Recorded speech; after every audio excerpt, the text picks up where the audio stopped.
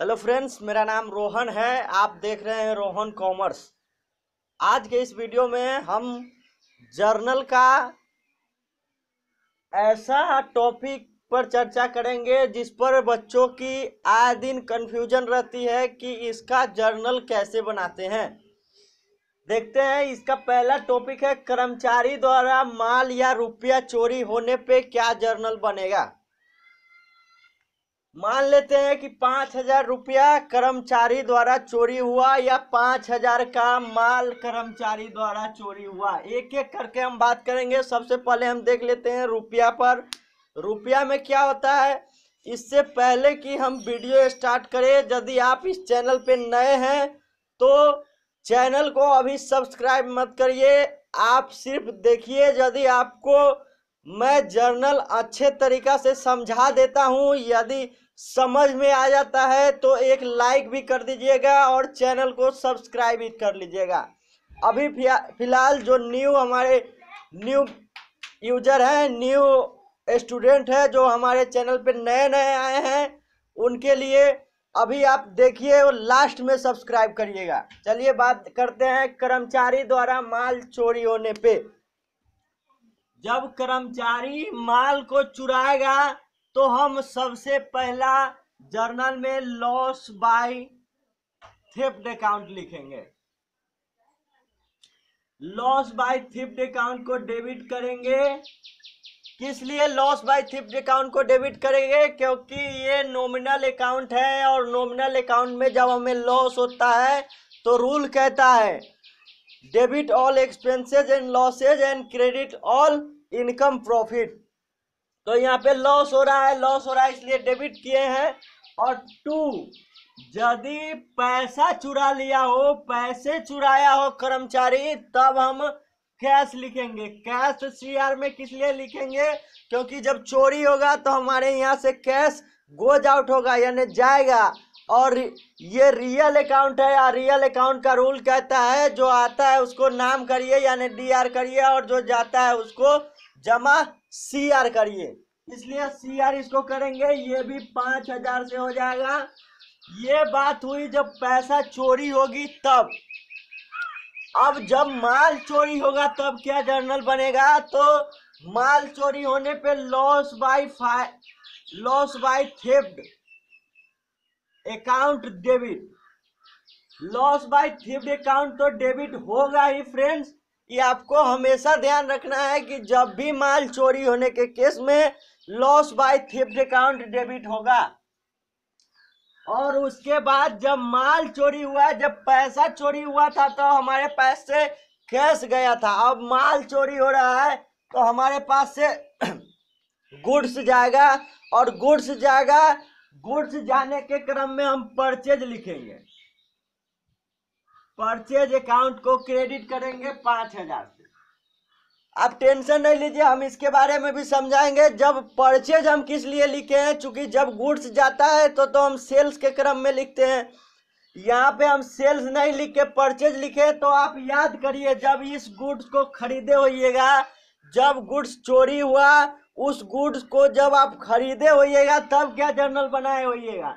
जब गुड्स खरीदाया होगा तो परचेज अकाउंट को डेबिट किए होइएगा पूरा 5,000 से जितना के खरीदे हैं, और 2 कैश अकाउंट हुआ होगा। क्योंकि नगदी में यदि खरीदे हैं तो 2 कैश, यानी माल खरीदते समय और उधारी में खरीदेंगे तो उधार जो देने वाला व्यक्ति होगा उसका नाम होगा। लेकिन आपको हम समझा ये चीज रहे हैं कि यदि आप माल को खरीदते हैं तो परचेज को डेबिट करते हैं, और इस माल को अगर आप बेच नहीं पा रहे हैं तो ये तो माल इतना से घट गया, मेरा जो गुड्स आया वो तो स्टॉक मेरा घट गया। तो घट जाने के क्रम में हम परचेज यहाँ पे डेबिट में था तो यहाँ पे 5,000 से क्रेडिट करके मुंह मिला दिए। समझ में आया? क्योंकि ये परचेज इसलिए क्रेडिट किए हैं क्योंकि हम परचेज को डेबिट किए हुए थे जब उस माल को खरीदे थे तब। अब वो माल तो बिका नहीं, चोरी हो गया तो हमारे यहाँ से गुड्स तो खत्म हो गया। तो इसलिए हम परचेज को क्रेडिट करके इसको डेबिट 5,000 से था और क्रेडिट भी 5,000 से करके मुंह मिला के इस खाता को खत्म कर दिए। ये हो गई जब हम माल चोरी हुआ होगा तब। अब जब चोरी हुआ माल, जब माल चोरी हुआ उसके बाद हम उसको पुलिस कंप्लेन किए और चोर पकड़ा गया, कर्मचारी पकड़ा गया।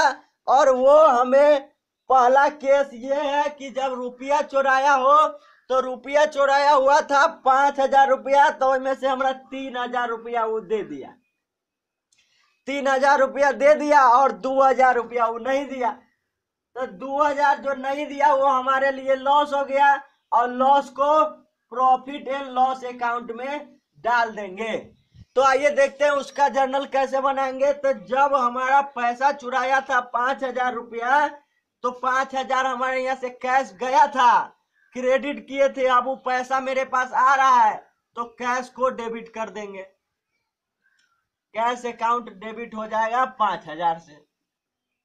और टू में क्या, सॉरी टू नहीं, अभी जो हमें ये 5,000 रुपया नहीं मिला है फ्रेंड्स, 3,000 रुपया मिला है, तो अभी 2,000 रुपया जो है उसको हम प्रॉफिट एंड लॉस अकाउंट में डालेंगे।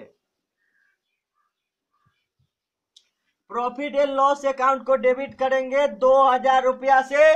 प्रॉफिट एंड लॉस को 2,000 से जब डेबिट कर, किस लिए किए, क्योंकि ये भी एक नॉमिनल अकाउंट है और नॉमिनल अकाउंट का जब भी लॉस होगा उसको हम डेबिट में लिखेंगे, इसलिए डेबिट में लिखे।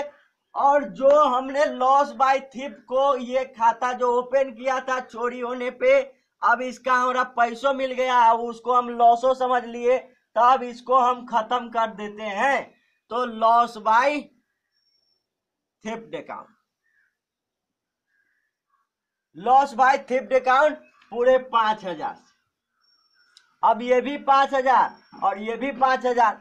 यहाँ पे जब पैसा चोरी हुआ तो 5,000 डेबिट में था, अब यहाँ पे उसका काम खत्म हो गया था, 5,000 क्रेडिट हो गया।